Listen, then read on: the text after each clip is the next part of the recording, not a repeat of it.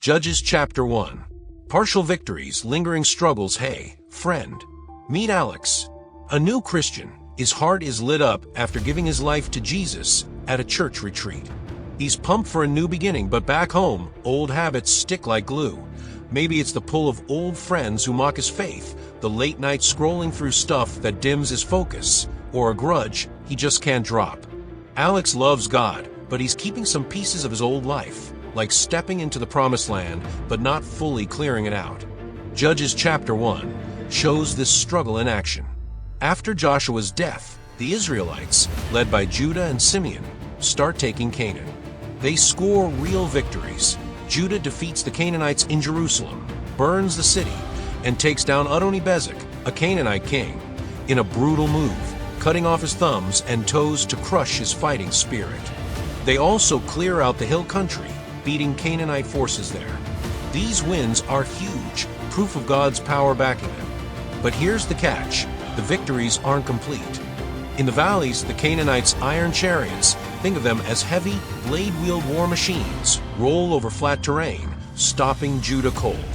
Other tribes like Benjamin, Manasseh, and Ephraim also fail to drive out all the Canaanites.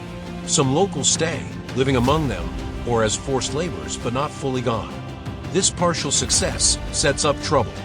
Those Canaanites they defeated, many are beaten or subdued, but the ones left behind, especially in strongholds with those chariots, become a lingering threat. Judges 1 doesn't mention idol worship yet, but these remaining Canaanites, with their different ways, later pull Israel off course. For Alex, it's the same deal. He's had victories in his faith.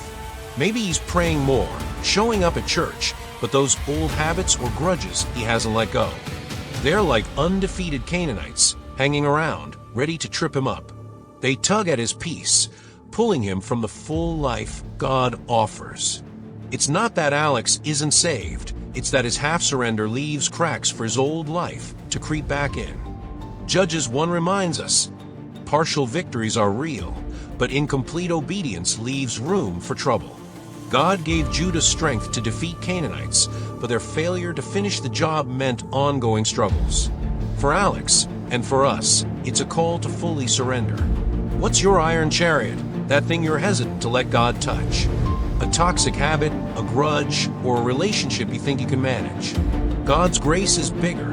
He sent Jesus to free us completely, just like He later sent judges to rescue Israel. What's one thing you need to surrender today to claim the full victory God has for you? It's tough, but His freedom is worth it.